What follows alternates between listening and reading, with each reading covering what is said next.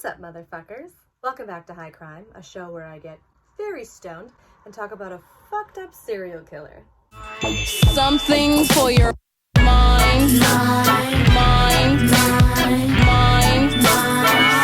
Today is a very special day because I have a brand new product.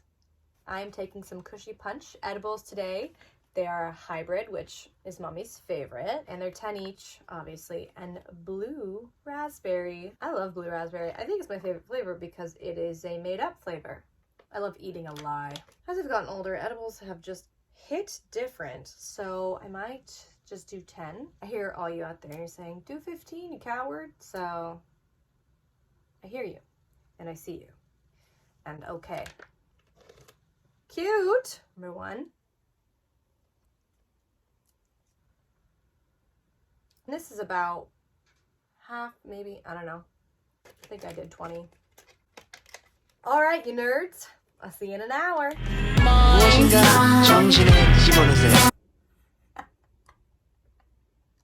I was just looking for my phone for like a good 45 seconds, and I was holding it right here. I was like, what the fuck are you doing? Okay, I was gonna come on here and be like, guys, I'm not high enough, and smoke some of this vape, and now I think I might be high enough, but I mean, it's in my hand, so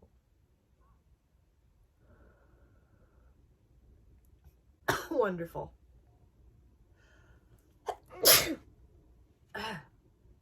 This is a select cart. They're some of my absolute favorite cartridges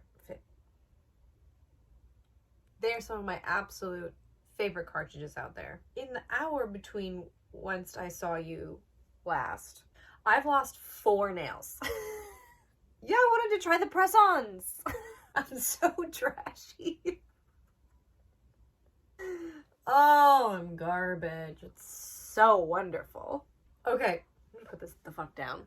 Woo! So today, I'm literally so excited. Today, we're going to be covering David Koresh and the Branch Davidians. Baby's first cult! Baby's first cult! So David Koresh was a leader of the Branch Davidians, a religious cult based in Texas, and they received national attention for a 51-day standoff with the FBI and the ATF. David Koresh was born Vernon Howell. That's so unfortunate. Sorry if there's a Vernon Howell out there. I apologize, but your name is ass. In 1959, to an unwed teenage mother, and he didn't meet his father until his teenage years, and he was raised mostly by his grandparents. And Koresh struggled in school because he was severely dyslexic, so they put him in special education classes, and his classmates bullied the shit out of him. So he spent a lot of his, I feel like I took so long to say that. So he spent a lot of his childhood studying the Bible, as you do when you're young. He became obsessed with it, and by the age of 12, he had memorized all of the New Testament. Whatever, I had to memorize part of the Old Testament in Hebrew on an ancient scroll. Sit the fuck down, dude. Alright? You nerd. He became born-again Christian at the Southern Baptist Church. That could be right or wrong. Oh my god, I just lost another nail. These worked last time. They were on for like a week, and I literally just put these on. Trash. You will be getting a Yelp review from me, Target. Then he joined the Seventh-day Adventist Church, and he was seen as super overbearing by the other congregants. And if Seventh-day Adventists find you overbearing, I actually know nothing about them. They could be very nice people. Who knows? He was eventually excommunicated. Do we still use that? Or is that like an ancient Catholic term? Or I guess, okay, so forced to leave because David told the pastor that God wanted him to marry the pastor's 12-year-old daughter. So He dropped out of high school, and like all fucking cult leaders, he tried to make it as a rock star in Los Angeles. Ugh, my type. So the Branch Davidians actually didn't start with David. They had already been in existence for I don't know how many years, but a while. In the early 80s, David moved to Waco, Texas, and joined the Branch Davidians, which was like an offshoot of Seventh-day Adventists. In 1984, Koresh married a 14-year-old follower named Rachel Jones. Wow, did you see me just like disappear for a second? I fully disassociated for that minute. Between those two words, everything was gone. Lights out.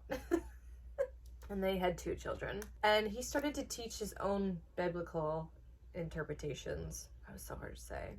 Called the Serpent's Root, and apparently it was very divisive.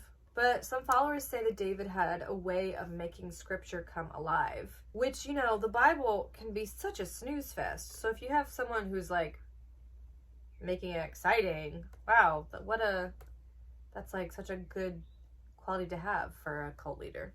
I'm just taking notes. And a dispute began.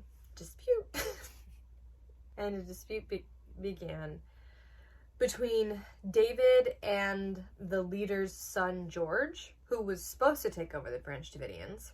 So Koresh set fire to one of the buildings at Mount Carmel, which is what they called their compound. And then they drove him out by gunpoint. So then Koresh lived in East Texas with some of the followers. Yeah, so some people followed him when he got the boot. It's right there. It's right there. It's gone. That's the most frustrating part about doing these is I'll have a thought and I'm like, this is fucking brilliant. And this is so relevant. Oh my God. This is hard and no one is helping me. So pay me. No, don't. I love doing this. But if you wanted to, no. And he traveled to Israel where he claimed he had a vision, that he was the incarnation of the god Cyrus. Is he a god? Prophet? I don't know. So in 1987, Koresh and some of the followers came back to Mount Carmel heavily armed. And a gunfight broke out and George was shot, but survived. And Koresh was tried for attempted murder along with some of his followers, and they were all acquitted. It was a mistrial, I guess. So then George is later arrested for murder. And Jesus Christ. And I definitely should have done more research on why he was arrested for murder. But I am who I am. So with George out of the way, David claimed his throne as the leader of the Branch Davidians. And his first order of business, he practiced something called spiritual weddings, which let him sleep with any woman God chose for him. And let me tell you, God did not discriminate age-wise, okay? Koresh was said to have as many as 20 wives, and a lot of them were under 17, which is the age of consent in Texas. He also ordered couples to split up, and he was like, y'all can't fuck anymore, but I can fuck your wife. And they were like, yeah, makes sense. Okay, no problem. So David told his followers that God had willed them to make a God army, an army of God, God's army. No. They started stockpiling weapons, and oh boy did they stockpile. And this caught the attention of the Federal Bureau of Tobacco and Firearms, I think. Yeah, ATF. You are dumb. And they got a search warrant for the compound. I had a full stroke just now. Jesus Christ. On February 28th, 1993, the ATF attempted to raid the Mount Carmel compound. Jeez. But a 4-hour-long gunfight erupted that killed 6 Branch Davidians and 4 ATF agents. And David was shot and injured. And to this day, both sides accuse the other one of firing the first shot. I'm very high, and I feel like I'm doing an amazing job. So after the gunfight, the FBI was like, move on over, ATF, we got this. And that began a 51-day siege of the Mount Carmel compound in Waco, Texas. 51 days. That's so many days. So Koresh and agents were communicating over the phone, and the negotiators wanted to get the kids out of there first.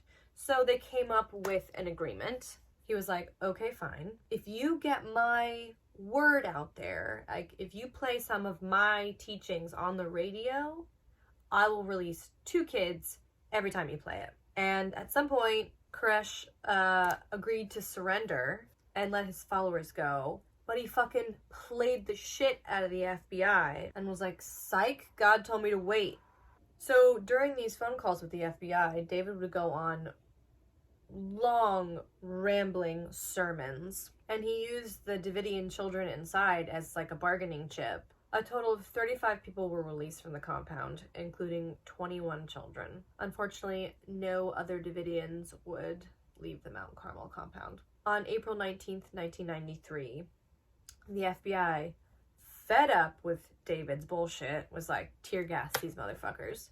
So they tear gassed the entire compound. And a few hours later, fires spread throughout the buildings, killing pretty much the rest of the followers. And David was found dead with a self-inflicted gunshot wound. Some speculated that the FBI purposely set the fires, but the FBI had put mics inside the compound or near the compound, I don't know, but they could hear the conversations inside, and they overheard David and some followers talking about burning down some buildings. So both sides really dicked it. For some, Waco was like evidence that the government is like a tyrannical threat. And Timothy McVeigh, who was very right-wing and very anti-government, carried out the 1995 Oklahoma City bombings kind of as like a response to Waco.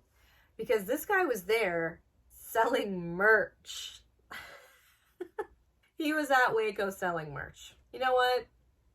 Way to grind, player. I mean, fuck David Koresh. Fuck him straight to heck. So, you know what? I'm glad he's fucking gone. Not that I wish death upon anyone. I don't think that that's not okay, but like, fuck him. Do I think the government did a good job with this? No, they really bungled it. But also the Branch Davidians had an arsenal of semi-automatic weapons that they were making into automatic weapons. Or it could be the other way around. I don't know. So they were violent. You know what I mean? They had plans to be violent. Okay, I think we did it. That was fun. That was a ride. Thank you so much, you guys, for joining me today. I was very funny. And thank you, Cushy Punch, for a delicious high. And Select for the little cherry on top. Bye, nerds. I don't know why you need to get by. Something for your mind.